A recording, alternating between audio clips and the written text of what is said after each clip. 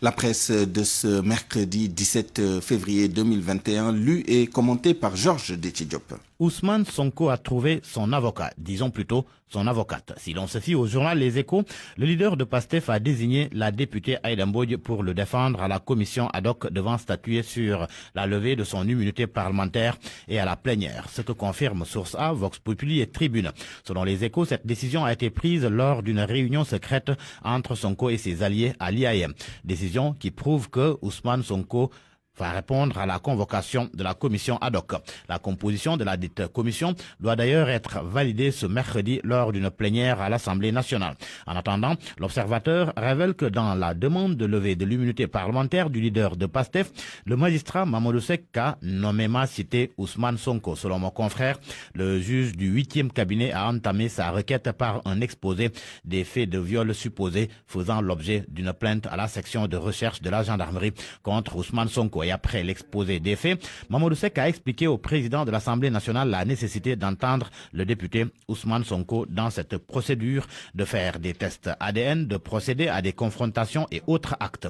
En conséquence, je demande la levée de l'immunité parlementaire du député Ousmane Sonko, a-t-il écrit selon l'Observateur. Ousmane Sonko, dont les partisans continuent de faire l'objet d'interpellations par la police. Le journal Le Quotidien indique que la police s'est lancée aux trousses des auteurs de messages audio appelant à la violence et proférant des menaces de mort contre des proches du pouvoir et des journalistes. Vox Populi renchérit que 2 enquêtes pour des faits d'atteinte à la sûreté de l'État conduisent à l'identification et à l'arrestation de pastéfiens dans plusieurs localités. Selon le journal, des messages à caractère subversif et incitant à des attaques contre les forces de l'ordre entraînent une autre vague d'interpellation. Vox Populi nous apprend aussi qu'il y a les menaces de mort contre les autorités qui ont mené à l'arrestation de l'épouse de l'administrateur de PASTEF et du responsable de Dakar. À ce propos d'ailleurs, l'Observateur révèle qu'en réalité, l'épouse de Biram Souleye Diop a envoyé un message commun à Mahmoud Saleh et Souleymane Ndéné Ndiaye pour menacer de divulguer des images d'une personnalité de la mouvance présidentielle.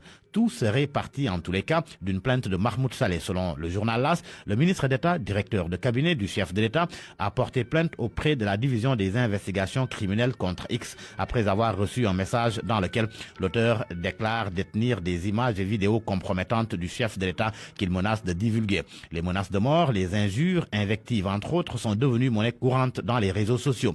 L'Observateur consacre un dossier au sujet. Le journal souligne que la démocratisation de l'accès aux réseaux sociaux a été la porte ouverte à un déferlement de rencontres qui engendre beaucoup de dérapages. C'est en substance l'avis partagé par les psychologues, sociologues et experts en cybersécurité sur la recrudescence des menaces de mort, injures et invectives notées sur la toile. L'envers des réseaux sociaux, le Sénégal en nette dérive, c'est aux pages 6 et 7 de l'Observateur. L'affaire Sonko présage d'un vent de désobéissance dans la magistrature, c'est ce qu'affirme Walf Quotidien. Selon le journal, le dossier a installé un malaise profond dans la magistrature où certains mettent en garde le doyen des juges et celui en charge de l'instruction.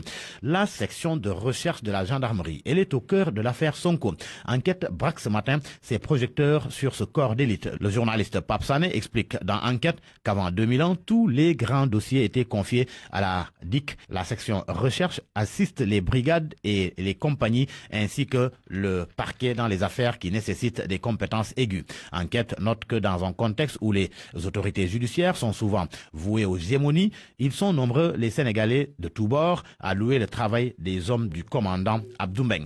Une enquête sur Serigne Abdou Mbaké, marabout d'Ousmane Sonko. Enquête à lire dans Source A. Le journal nous apprend que Ousmane Sonko et son guide et grand agriculteur se sont connus à Dakar il y a de cela 10 ans environ. Serigne Abdou Mbaké, dans les années de braise, a beaucoup soutenu Macky Sall et leur dernier contact remonte à la dernière présidentielle. Dans Source A, l'histoire jamais racontée entre Sonko et son marabout. À la une de Sud Quotidien, les remous dans le monde scolaire. La grève de 48 heures du QSEMS.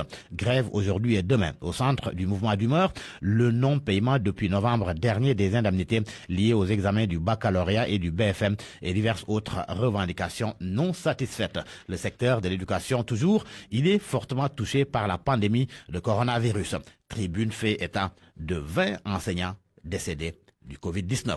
À vos kiosques et bonne lecture.